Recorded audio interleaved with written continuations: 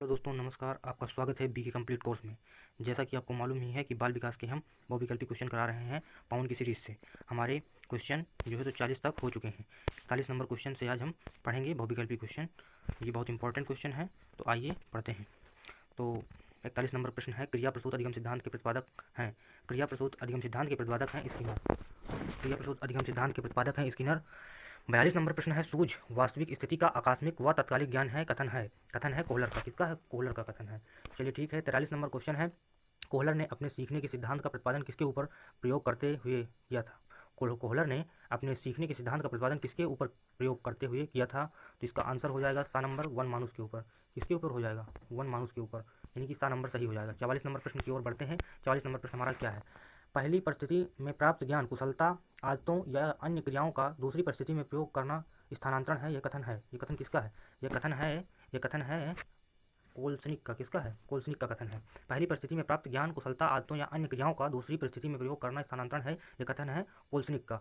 ठीक है। 45 number question पढ़ते हैं। 45 नंबर प्रश्न हमारा क्या है? समान तत्वों के सिद्धांत के प्रतिपादक हैं। समान तत्वों के सिद्धांत के प्रतिपादक हैं थार्नडाइक महोदय। समान तत्वों के सिद्धांत के प्रतिपादक हैं थार्नडाइक जी हैं। चलिए ठीक है। 46 नंबर प्रश्न पढ़ते हैं। सामान्यीकरण के सिद्धांत के प्रतिपादक हैं। सामान्यीकरण के सिद्धांत के प्रतिपादक कौन है? सामान्यीकरण के सिद्धांत के प्रतिपादक हैं सी एच चड, यानी कि सा नंबर सही हो जाएगा।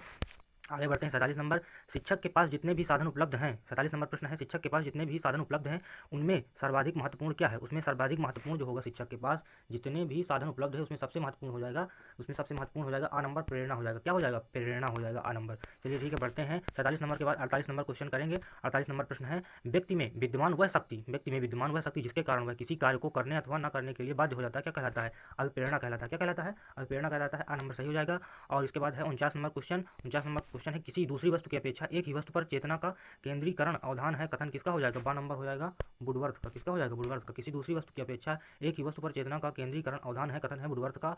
बा नंबर कथन सही हो जाएगा।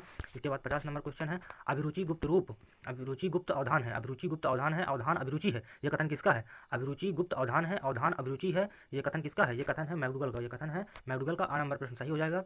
और ठीक है, 51 नंबर प्रश्न पढ़ते हैं। विभिन्न तथ्यों के बीच किसी एक ही तथ्य पर मन को एकाग्र किए रहना क्या कहलाता है?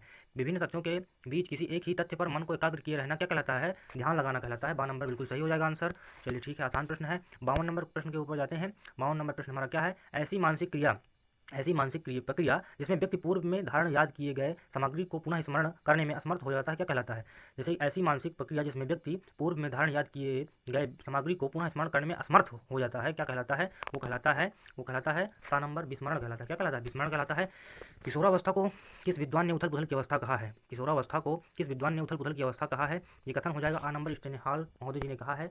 स्टेनहॉल महोदय ने कहा, इंपॉर्टेंट क्वेश्चन है। इसके बाद 54 नंबर क्वेश्चन है, अनुवांशिकता का वाहक होता है।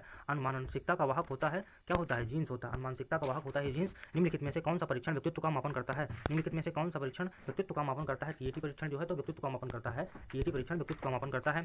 ठीक है, आगे बढ़ते हैं।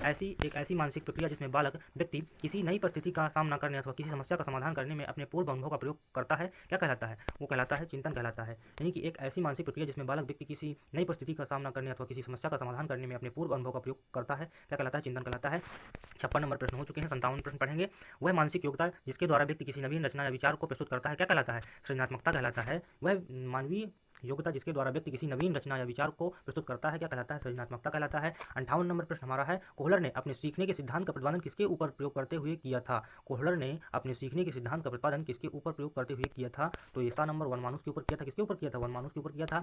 और 58 के बाद 59 नंबर प्रश्न है, अभ्यास और अनुभव के द्वारा व्यवहार में होने वाला परिवर्तन क्या कहलाता है? अभ्यास और अनुभव के द्वारा व्यवहार में होने वाला परिवर्तन कहलाता है अधिगम कहलाता है। अभ्यास और अनुभव के द्वारा व्यवहार में होने वाला परिवर्तन अधिगम कहलाता है। 60 नंबर प्रश्न है, किसी विषय कार्य अथवा परिस्थिति में अर्जित ज्ञान द्वारा अन्य किसी कार्य विषय अथवा परिस्थिति में लाभ प्राप्त होना क्या कहलाता है?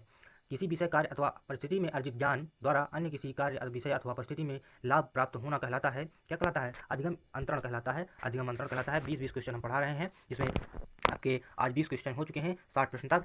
तो लाइक करें, चैनल को सब्सक्राइब करें। बीके कंप्लीट कोर्स आपका तहे दिल से स्वागत और धन्यवाद करता है। आप इसी तरह रेगुलरिटी बनाए रखें, हमारा मोटिवेशन करते रहें। तो धन्यवाद मित्रों। जय हिंद, जय भारत।